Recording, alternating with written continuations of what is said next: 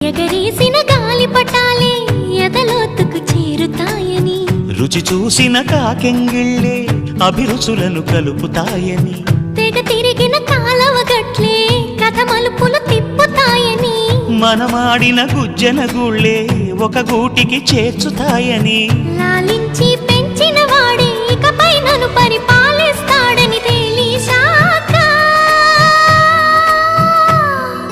నువ్విక్కడుండి నేనక్కడుంటే, నువ్విక్కడుండి నేనక్కడుంటే ఎంత కష్టం.